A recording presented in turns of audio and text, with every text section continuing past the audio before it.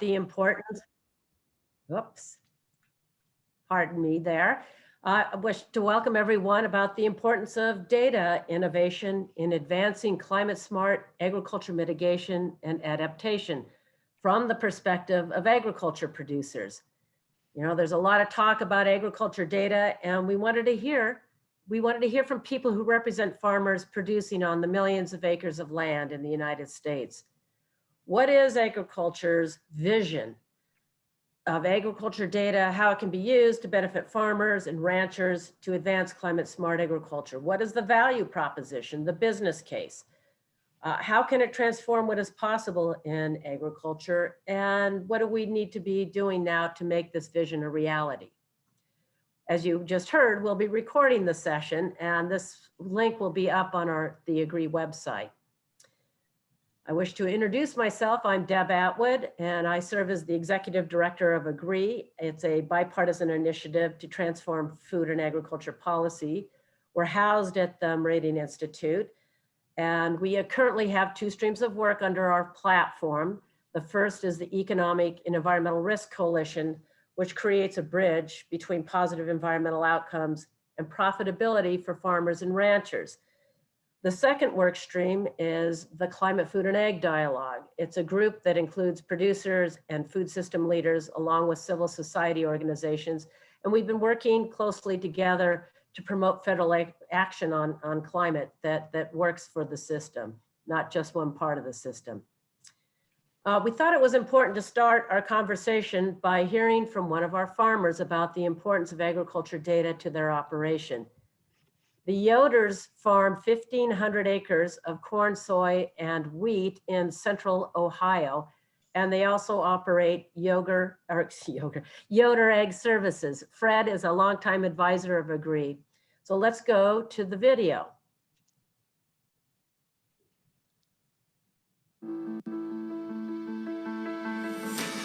Hello, welcome to Plain City, Ohio and the Yoder Farm. I'm Fred Yoder, I'm a fourth generation farmer. This is my son Josh, and this is my daughter Sarah, fifth generation farmers. We also operate Yoder Ag Services, selling farm seed and precision planting parts. We also offer ag consulting services. While farming with my father, I bought the farm back in the late 1980s. Dad's only request was that I leave it in better shape than when I got it. And today it's the most productive it's ever been. But things have changed from how we used to do things. Today we're all no-till, and we raise cover crops on every acre, if weather permits. Soil health has become a primary focus. We have new seed varieties, and we use variable rate technology to determine how many seeds we plant, as well as what rate to fertilize. This only is possible because of the data we collect each year on our farms. Data analytics have changed everything. And farmers need more data to make better decisions. Combining our own data with the rest of the industry will show all of us how to improve our profitability as well as help reduce risk. But not every farmer is sold on the value of conservation practices. The data that USDA has can make an undisputable case for adopting new ways. Farmers need to see an economic reason to make a transition to more conservation measures. Data and information can guide the best practices to use and learn what is working well and where we can improve. In addition to soil health, we see new farming practices as an opportunity to also improve water quality, nutrient management, and mitigate climate impacts. We're glad you're engaging in this discussion today. Thank you, and we look forward to hearing about how access to more ag data will be key to our industry's success.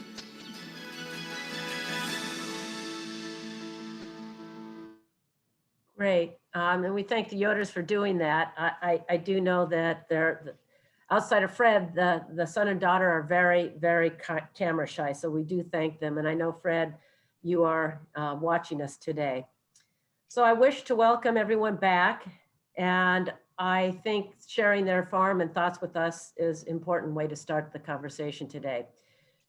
AGREE has long been a champion of strengthening on-farm decision-making and environmental outcomes through agriculture data. I know the panelists have heard from me for years now about the importance of being able to collect information and being able to assimilate it and then share it to answer really important questions. We think innovation in the collection and the use of data can help address a broad suite of questions and provide opportunities in production, including and not limited to the financial and environmental performance, the increase in production intensity, and how to manage to extreme weather events, as well as ensuring the success of rural communities. And we've been relentless in our pursuit of this.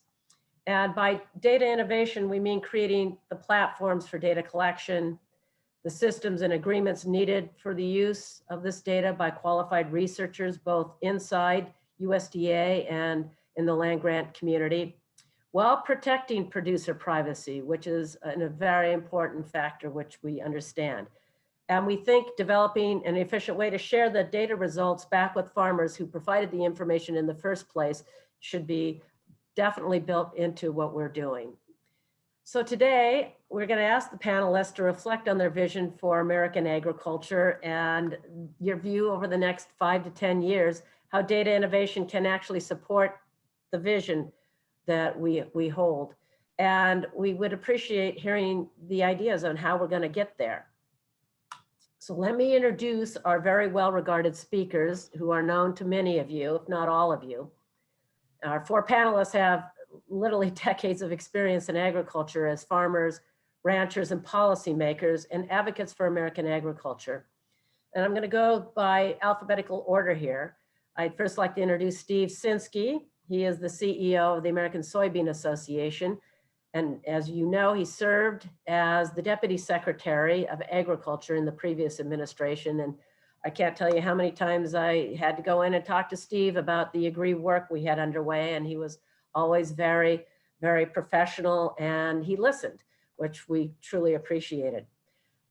John Doggett is the CEO of the National Corn Growers Association, where he has worked for 19 years. And he has been an advocate for the industry. He's a Montana native, and I might add, he's a cattleman at heart. In fact, I think he still raises cattle and ranches in Montana with his family. And he's held previous jobs at the American Farm Bureau Federation and the National Cattlemen's Beef Association. And I've known John, I don't want to tell you how many years I've known you, a long time. Bill Northey is the principal at WH Northey LLC. Bill is a 4th generation Iowa farmer and served most recently, along with Steve, as Undersecretary for Farm Production and Conservation. And he is the former Secretary of Iowa, as well as the past president of the National Corn Growers. Laura Wood Peterson now serves as Executive Director of the National Coalition for Food and Ag Research. She has worked with Indigo and Syngenta, and she and her husband run Peterson Land and Livestock in Billings, Montana. So welcome to all of you, and thank you for participating. Now, to foster the conversation today, I'm going to be posing questions to all of you and then moderating this discussion. And when we're through, we are going to follow this up by audience Q&A. And the audience, please drop your questions into the chat. But for a little level setting, as folks know, commodity prices are high and so are the cost of inputs.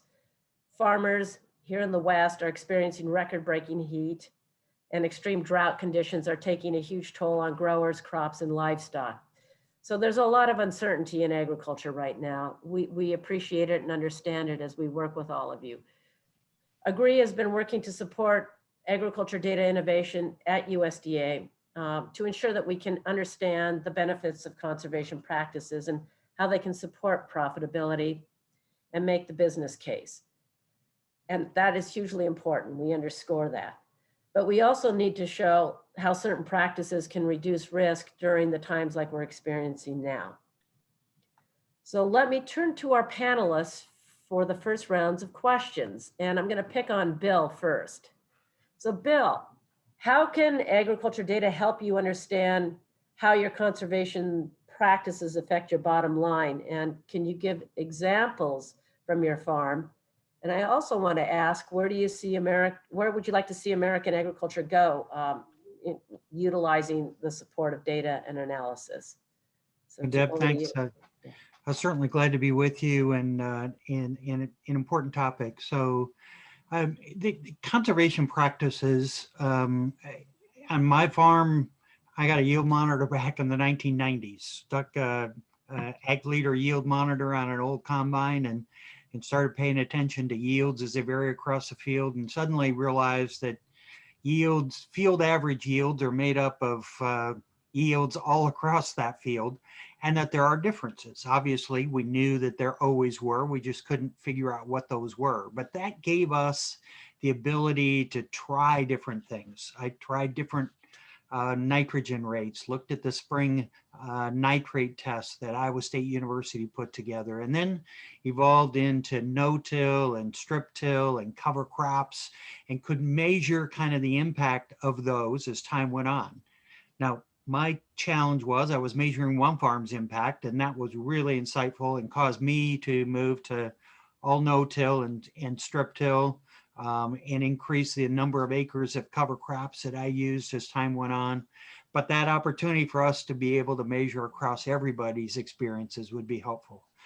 Every year is different, every soil is different, every location is different, and that ability to understand those differences actually can make that information way more valuable than one farm's information. So I would love for us, that longer term vision, to be able to share that information across many farms, to be able to have that greater sense of, do cover crops decrease the risk in drought because it increased the water holding capacity of that soil? And does no-till, by not tilling that soil, also allow some more of that moisture there when that crop is really short? And then what's it do in a wet year?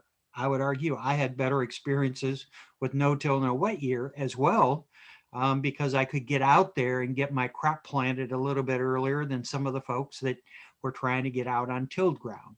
But I don't know if that's a universal experience. So this opportunity to be able to pull information across many farms together, I think would be helpful for farmers making decisions on their own farms. Excellent, Bill. I think you make the case for us at Agree, so I appreciate your response. I know others are going to chime in here, and I'm sure we're going to get questions here, but I'd like to turn to Steve and John for the next set of questions. I'd like to hear from the two of you.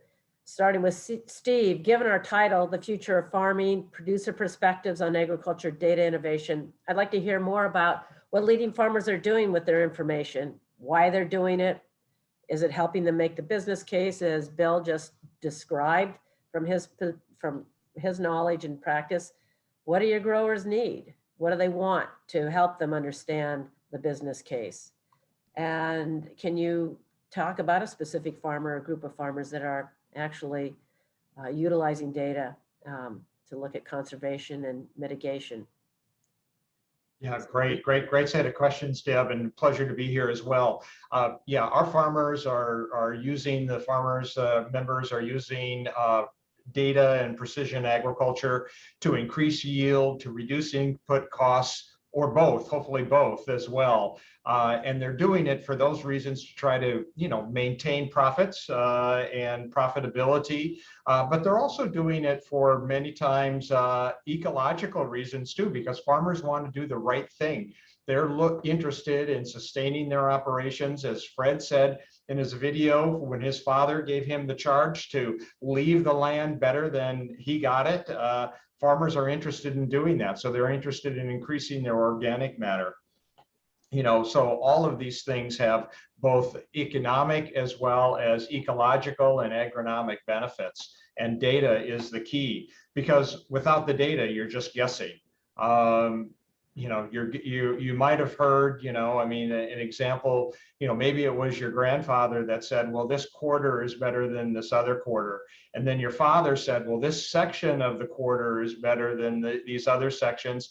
And today, using the data, farmers are able to tell, which square inch or which meter is better than other parts of the field. And so farmers are really utilizing that data. What do they need? Farmers many times need, I think, cost share to try to help them get the equipment that they need. They need sometimes either, some farmers are really into looking at the data themselves, but also they need good technical service folks to help them analyze that data and transform the information into insights, because that's the key of how do you take all of this data and actually draw some insights. And of course, I think they also, one of the things that farmers are concerned about is data ownership and privacy too, to making sure that they're safeguarding that. Just a couple of quick examples of some of our producers. I spoke with one of our farmers on our board, Wayne Fredericks, North Central Iowa, the other day. He's been using ag data for over 30 years. He's been using that to do, replicated strip tiles where he's adjusting either fertilization rates using different chemicals. He's gone to no-till. He's comparing planting green versus terminating the cover crops, doing all sorts of things to try to see. And as Bill said as well, I mean, what he has found is that it has, using a lot of these practices that have been enabled through data, has allowed him to reduce his risk both in wet and dry years. And he's also, built organic matter substantially in his soil over time. He's reduced his fertilizer cost. He's increased yield, and he's also importantly reduced that yield variability across the field. By seeing that, as Bill said, yield monitors were really eye-opening for producers, that they got to see how it varied across the field. And so by reducing variability, changing practices across the field, you're able to not only shift that yield curve to the right, but you're also able to tighten it and make it more narrow as well. And that reduces risk as well. Quickly, another producer that we do have on our board is on a younger farmer in his 30s, Brandon Whiff. He's from Huron, South Dakota. East central South Dakota, where they suffer from sometimes drought as well as dry years, but also a very early adopter of technology using data. More recent data, probably a 3 to 5 year series of data to make more minor management decisions, but also using years of data to make major investments about, is he going to take a part of a field out of production because it's less profitable, it's costing them money, and being able to and then use that money to increase inputs on more productive land, whether to invest in irrigation systems. He's also used it. I mean, they've gone to a 3-crop rotation because of the drought risk that they have of corn, soybeans, and wheat, and finding that they're better able to have better soil structure because of that. So all of this is empowered and made possible by data, because otherwise you're just guessing. Yeah, no, thank you, Steve. So John, I'd like to get your perspective. Well, thanks, Deb, and I just echo a lot of what Bill and Steve have said. We've seen an explosion here in the use of data by our growers. I think Steve mentioned one of the impediments, the early impediments to adaptation of using data, and that was the privacy concerns. 10, 15 years ago, I heard over and over and over again from growers, boy, I don't want that yield monitor to be talking to my whoever, where's that data going? We don't know who's going to hold on to it. We've had way too many instances in agriculture where there's folks that don't like agriculture that have used some of this data, and it really concerned folks. And so, the adaptation was pretty slow, but then slowly and then rather quickly, more and more growers started to realize that there was a use for this data. There was a benefit to having the data. I think that the early adopters saw something that took other folks longer to see, and that was you can improve productivity, you can improve the bottom line, and to continue to produce more with less. So the data privacy thing was an early impediment. It's still an impediment in certain areas with certain people. But you also mentioned, Deb, that agriculture is somewhat profitable now, at least in the row crop side. The cow-calf guys aren't doing that well right now, but the row crop guys are doing pretty good. The thing that does is that gets the kid to come back to the farm. The average age of a farmer now is nearly 60. And, you bring in young people that are in their 20s and 30s who have a good technical education and a passion for agriculture and for doing the right thing. They're coming in and they're poking at dad and grandpa and saying, you know what, let's try something new. Let's try something different. You can bring the kid back to the farm and the farm can take a little extra risk in trying something new when times are good.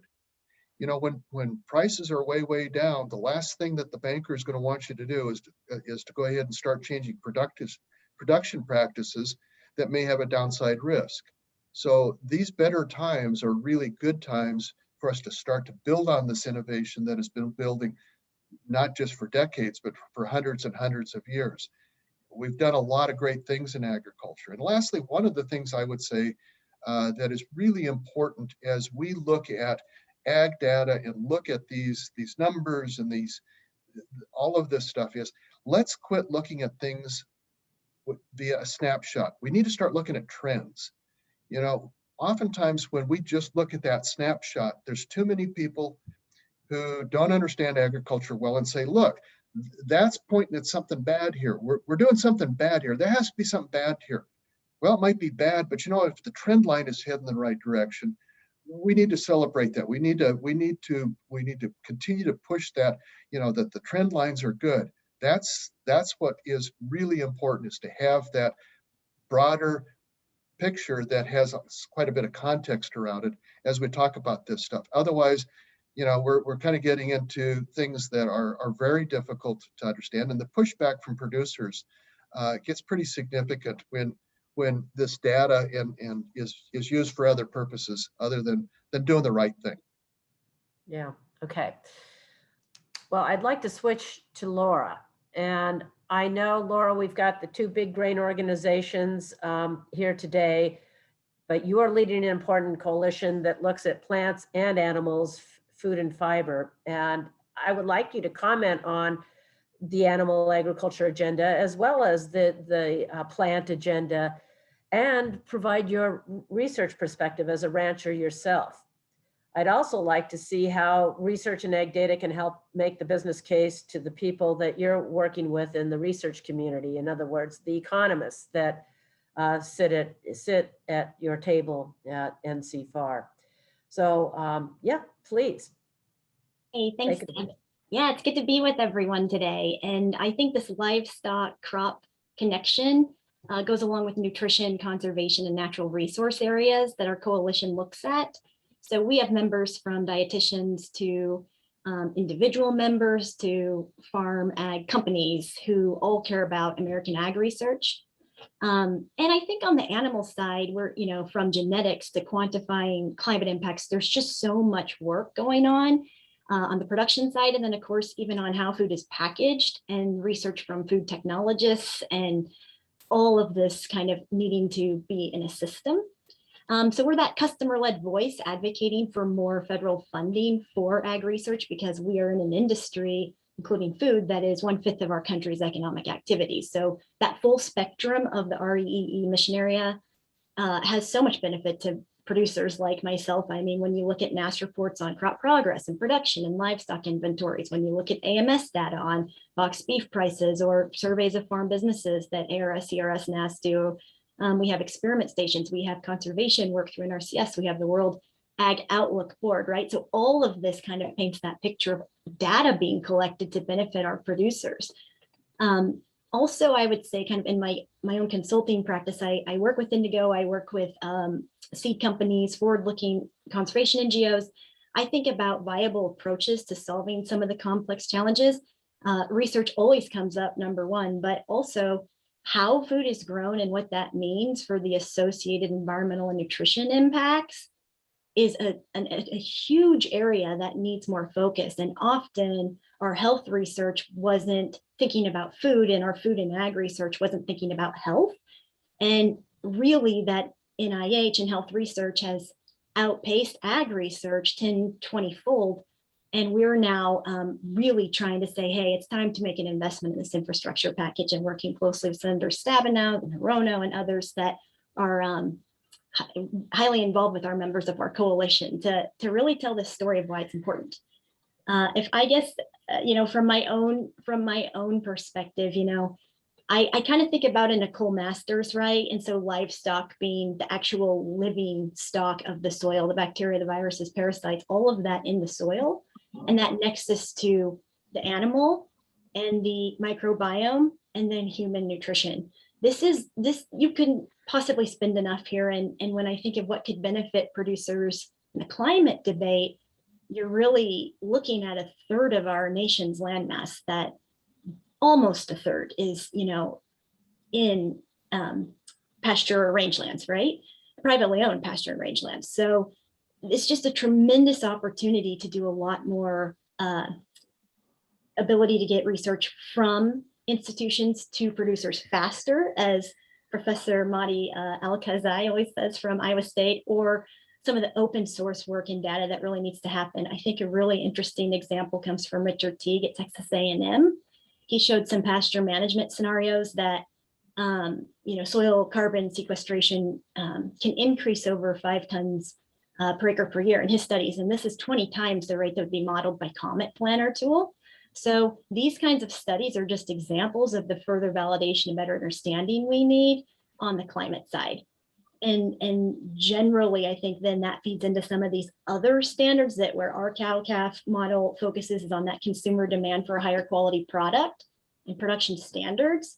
And so kind of depending on how we think about data collection, we may get different answers, and standardizing as much as possible is really important. But we do benefit from our land grant. We really do. And our local extension, our local conservation district, we use the natural resources inventory like a lot of ranchers. Just kind of looking, even this year, we analyze the soil moisture early on, and we find ourselves pretty understocked, which is great because we're in a drought, but pretty hard to kind of think about if we didn't have all these people helping us understand what all this data meant. So that's the goal within, to bring it full circle back to kind of where we try to tell the story for NCFAR, is that how you make it applicable so that it's actually used is a key part of extension and some of the other work that happens in this and from the federal budget side. Excellent, thank you. Now I'm going to move to the second round of questions, if you will. It's really a big question for all the panelists to address, building off of what we've just heard. I'd like to know, and we would like to know, who are the current disruptors in the agriculture data space, and what can be done to help farmers sort through the busy landscape of research that you are just describing, Laura, and the new ag data services and technologies. So I'm throwing out a big question. So please just raise your finger if you want to go first on how to respond to that. What can be done to help farmers sort through the busy landscape? So Deb, I think of maybe what are the current disruptors. There's gobs of them, and certainly Laura mentioned a couple. The emphasis on climate, sustainability, consumer demand, wanting to pull different products through as well. Mm-hmm. And some of our challenges is some of these differences in the way that we grow things that will help us be able to address those often get masked with weather. What's drought telling us or hiding those practice differences right now where we have serious drought in certain areas? But by being able to combine information across different locations, across different years, I think we're able to figure out some of those things. And I would argue certainly the capacity to collect data is going to grow. It's the sensors that we're going to, drag through on our planters when we go through the field. It's remote sensing with drones and airplanes, and being able to better understand that, and then be able to combine that information in a way that we can make those correlations. What's the impact of on those practices on soil carbon? What's the impact on nutrition of some of those products? How do we get better yields out of that rangeland to be able to make sure that we can feed those cows in a dry year? And when do we need to harvest some of that extra grass if we have some extra grass in wet years? To be able to, I just think we'll have so much more capacity. Now, that's a confusing atmosphere in how that all works together and how we're able to analyze it. As long as all Laura's folks figure it out, then we'll all be great. Yeah, so that kind of, to what Phil just said, how can farmers keep up with the variability due to climate? How can they sort through all the landscape of issues? I know, Bill, you talked about everything that we have right now, but how does that get sorted by the farmer or the farm organizations that represent them? So I'm going to look to you, John, to try to address it. You talked about the point about learning now. Yeah. Well, anybody who's coming into this game with, maybe 5 or 10 years of good data collection, all you have is 5 or 10 years. And the variability, is going to lie way outside that spectrum. So you're going to have to combine it with a larger data set. And that's part of what we've been doing with our soil health partnership is, what are the differences and what are the similarities between this kind of soil in central Iowa versus a different kind of soil in North Dakota? We know that those regional differences are acute, but what are the commonalities and what can we learn from one data set that might be in a somewhat different location? But how do we pull all this together? We have piles and piles and piles of data. It's the sorting through and trying to figure out what does it all mean that is hard. I think that we've overcome the first hurdle, and that was acceptance of generating the data. Secondly, the second hurdle that we had to overcome was, how do you get it? What are the sensors, or what are the things that you need to measure, and how do you measure them? And now we come to the third part, and that's really the tough part, and that is, what do you do with the data you have? And you probably will either lie on one side or the other of the spectrum. You either have too much data, not know what to do with it, or you don't have enough data and you can't really take that and discern, and look at the situation that you're trying to assess. Yeah, and I think you kind of raise a set of questions in my head about what the data collection going forward. What do you need? Like, what are the technical needs? We talk about soil health. We talk about soil health analysis. We talk about the microbiomes. We talk about reliable soil root and moisture performance prediction.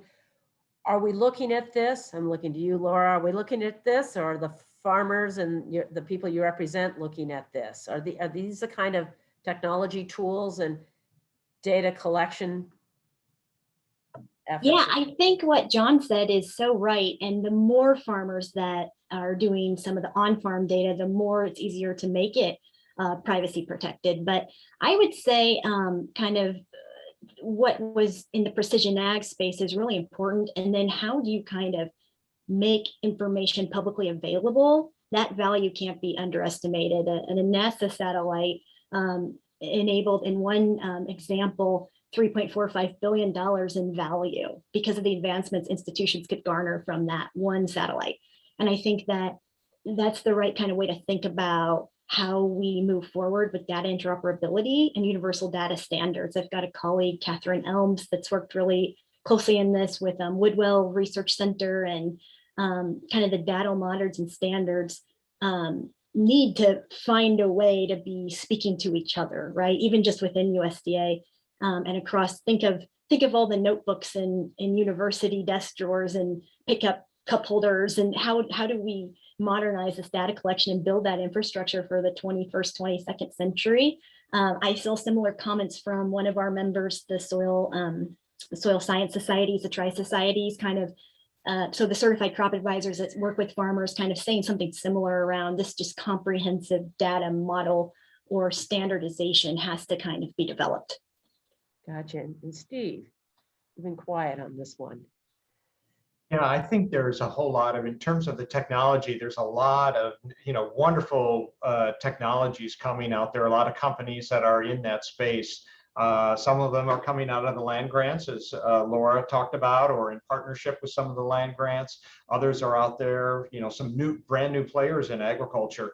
I think sometimes what they're lacking is how do they establish the relationships with the farmers? And that's where you're seeing that they're developing either partnerships with folks, retailers, and others, or sometimes, they're being purchased by the majors that do have those relationships, either equipment or seed technology companies that are there that can try to offer some of those. I think what farmers many times need are someone, some farmers just love the data and they love to analyze it, but I think it's always good to have other sets of eyes. And of course, they want someone that they can trust with that data, I think, as well. Sometimes that could be, land grants, could be USDA researchers, could be their co-op, their crop consultants, others that they're working with, their retailer, to share that data. Agree wholeheartedly that there's power in the aggregation of data. That is where the true power is, and that's something, as you well know, Deb, that's something that Agree and Bill and I worked on when we were at USDA, is how do we aggregate and pull out some of those insights that are from various databases within USDA, NRCS databases, RMA databases, FSA databases, to try to see what kind of insights can be drawn from there, still while protecting the privacy of the individual producer data. Yes, and that kind of leads me into my last question I want to ask the panel before we turn to the audience here. And how can USDA incentivize data collection, analysis, and dissemination back to the farmer? And what are the use cases you think would be helpful? And just, I think Steve and Bill, you two know more than all of us the importance of what you got and what you don't have and what you need going forward. So let me ask you all, what could USDA do to incentivize data collection, both from a USDA perspective and a farmer perspective? I'll start out. I'll just say that, I think, again, I mentioned cost sharing on equipment, grants, loans, to try to help farmers, because the equipment is expensive, as farmers well know, to be able to have that. Broadband, investments in broadband. USDA is investing in broadband, but we need even more. The United Soybean Board did a survey recently, and they found that 60% of farmers that responded said they do not have adequate broadband to run their businesses as efficiently as they would like to. And that's stunning. That's a stunning number, but not surprising, because we know where the gaps are. I think more that, and we've worked on this, but we still have a long way to go at USDA, is streamlining the ability of the farmer to download data from his equipment or his management databases into the government to comply with the reporting requirements. And then, I think USDA needs to continue. We're on a path, and we started on a path to invest in some of the databases and data sharing protocols within USDA, but there's really investments that are needed in that modernization as well. I'm going to nod and agree with Steve. Certainly investments are needed there. We're talking on the 15th of July in a lot of places. That's a final crop reporting date for their plantings in 2021. And we still, in many cases at USDA, take that information by paper when the farmers generated a lot of information electronically. That'd sure be nice to be able to accept. Most of the ways that USDA accepts information is around individual programs. And so often that's uncomparable to the way information was collected in a different program. And so that, as Laura talked about, that interoperability, that ability to compare information and have it mean something in compared to another program is very important. And USDA doesn't have that fixed yet by long ways. And then to the extent that we could maybe, by being able to share that information once, also be able to have compliance with several different programs at the same time. Or maybe USDA could use that information to suggest something else, maybe a conservation program that we could participate in because it have that information. Again, all for the good of the farmer. It's got to be done for the good of the farmer. I remember years ago when my office was sharing some slides that they had of old planting records from satellite photos, and how enjoyable that was for me to be able to discover what previous planting had been done on the farms that I was farming. And I think there are things there that would be valuable for farmers to be able to have reports of. What is that information on conservation participation over the years on a farm? They should be able to go and click a button and say, I want that information on that quarter section that I'm farming, so that I know whether I still have compliance requirements, whether I have already participated in no-till cost share on that farm. Maybe it's because I'm going to prove a practice like for carbon or something else, and I want to be able to go back and look at that history. Or maybe I turned in some soil tests and I want to be able to see those soil tests that I turned into NRCS 5 years ago, because that may help me understand the additionality of where I'm at now or where I will be 5 or 10 years from now. So I think reporting back, just like I use a driver's app when I'm driving around the countryside, and my information isn't very valuable all by itself. It's kind of nice to know if I'm speeding or not. It tells me what the speed limit is, but I really like to know what other people's experience are, if there's road construction ahead or if there's slowness, and that ability to get information from others too is valuable, and that information back to me. That's why I use it, is that information back to me. And we need to be able to provide more information from USDA back to producers to increase their value in participating in sharing that information. Great. Yeah, thank you, Bill. Question, it's actually curated several different questions from the audience regarding climate change skeptics. How do we get farmers on board regarding conservation practices? What's the business case? How do we cement the lessons of risk reduction and yield variability? John. I please. Because you mentioned, Deb, in the introduction that I work for the American Farm Bureau.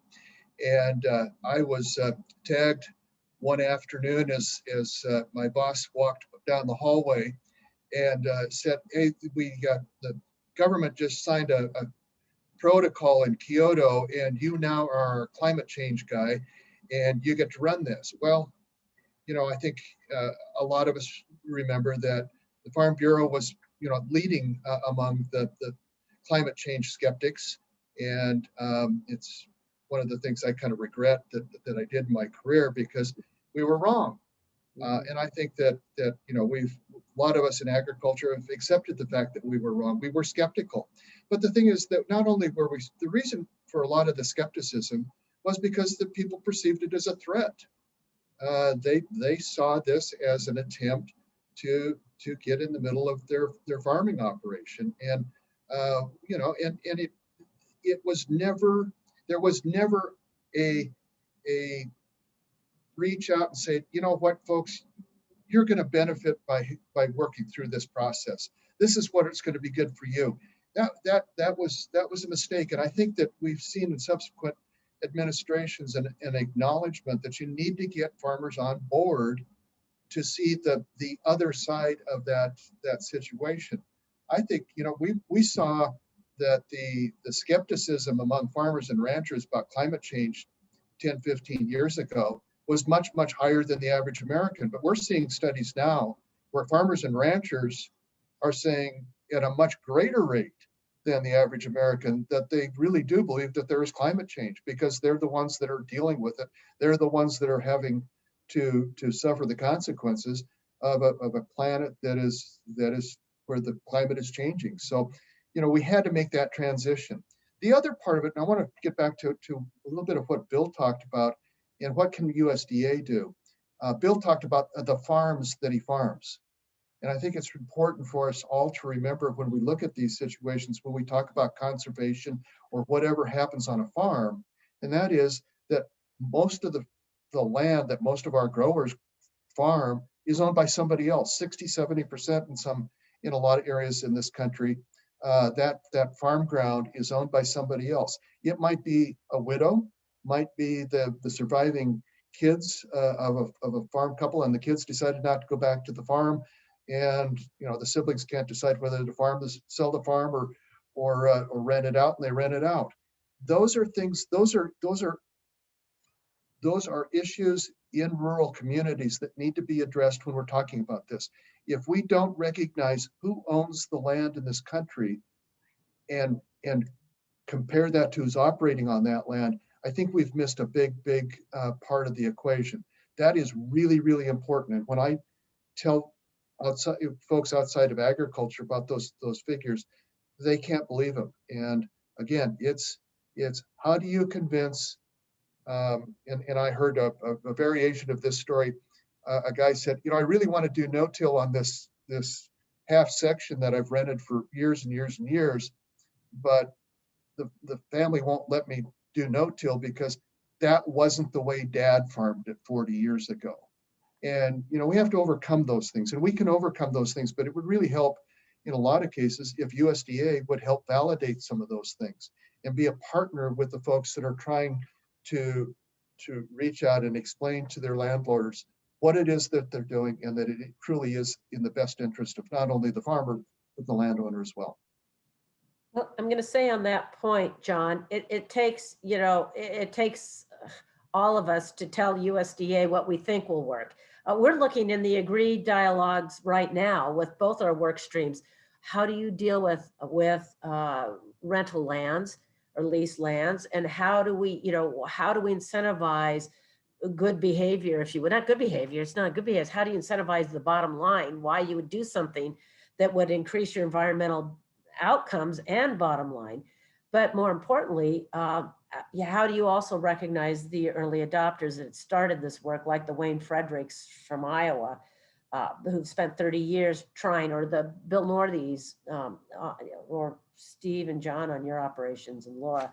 How do you incentivize the people that have already adopted and been working on these practices? Those are important questions, and I don't think we have really, to your point, John, I don't think we have really good answers to at this point.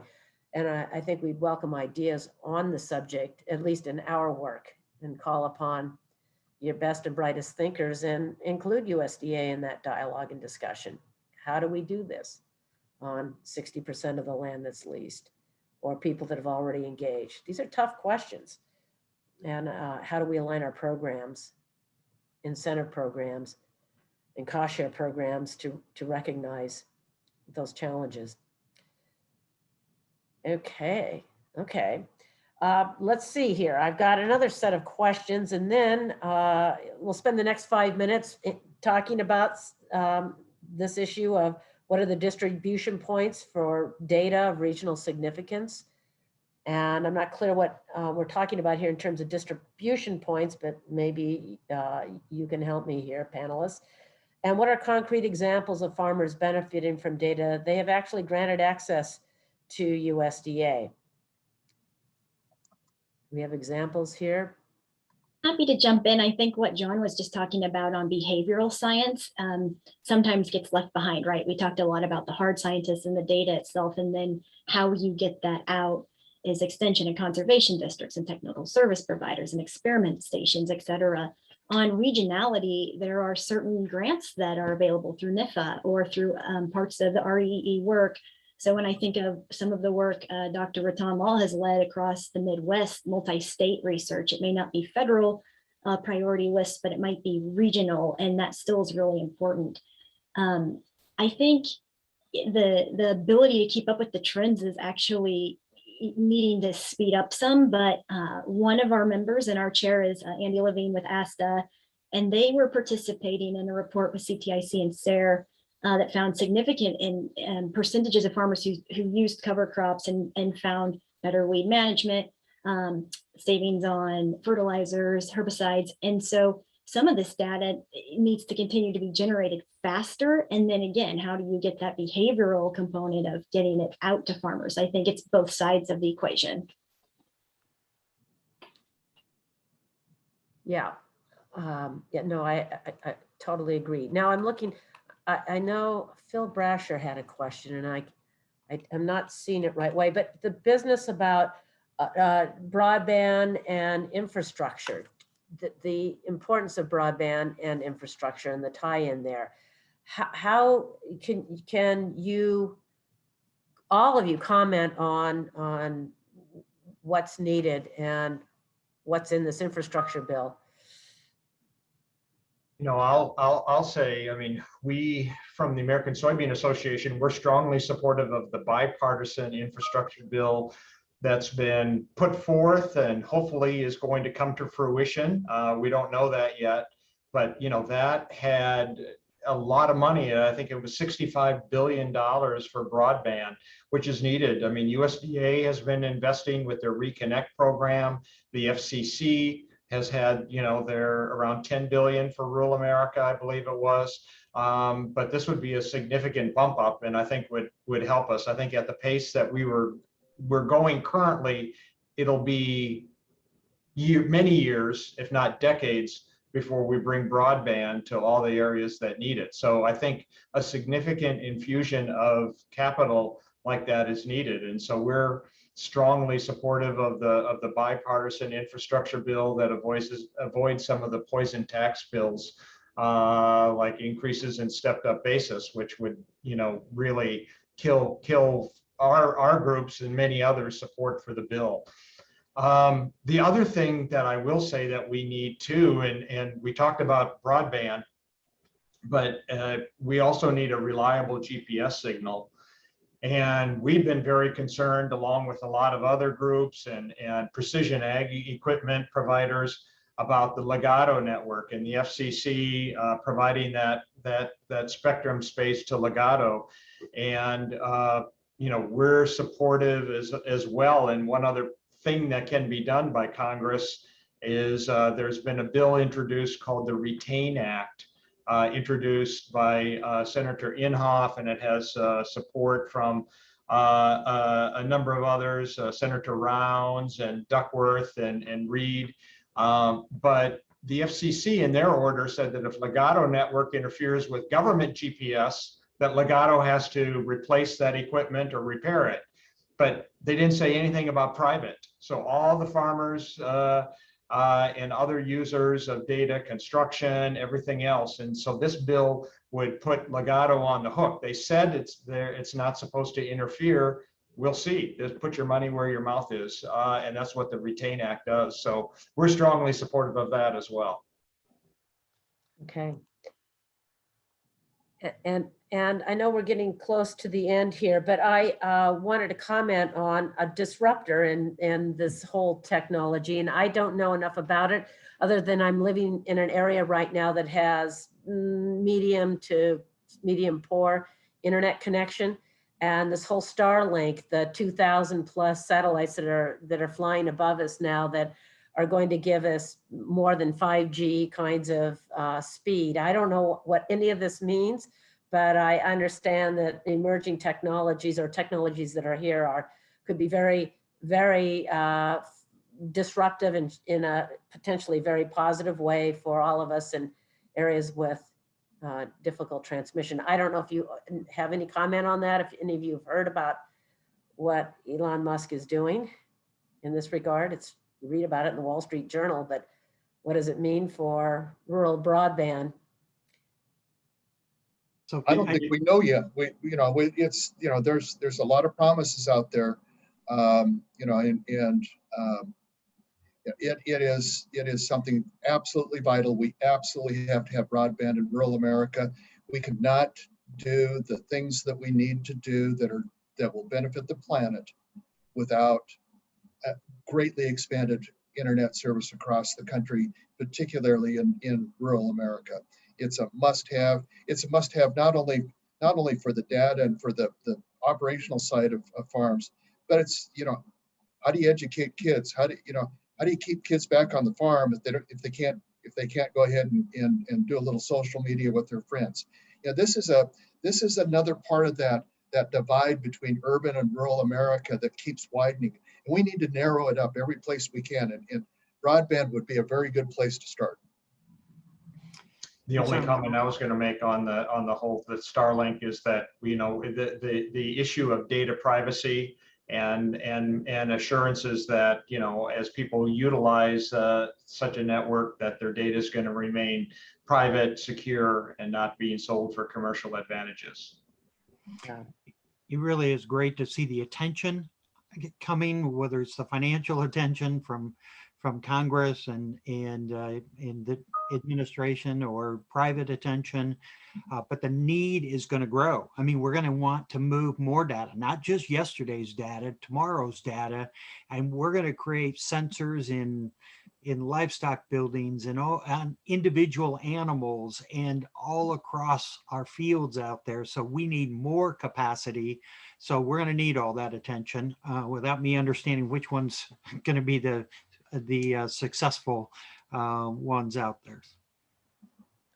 Great. And just kind of my generation, I believe, has an interest in rural America, at least thinking about all these downtowns and what's possible. And if we don't have internet, it's a non-starter. And not only is it a non-starter for all the reasons John mentioned, the actual costs of doing everything on the tech side that we've been talking about today are increasing. So if we want apps that are as effective as Bill's driving app across our systems, the software cost of developing those go up with bad internet in rural areas where we're inputting data. So it is an expensive question, but it looks like we're making some progress, at least out of the House Ag Committee, and we'll keep hoping that moves forward in infrastructure generally. Well, I think that's a great way to end the conversation. And I want to thank the panelists. We have to keep pushing on data collection, integration, analysis, making the business case. The underpinning of all of this is good research and how to collect it and share it. So we've got a huge agenda. We always have, and we'll continue. But I just want to thank you all for sharing. And I'm not going away. We're not going away. We'll be continuing on with all of this. So thank you so much, and have a very good day. Thank you, Deb. We appreciate being a part of this. This was a great conversation. Thank you. Bye. Bye-bye. Thank you.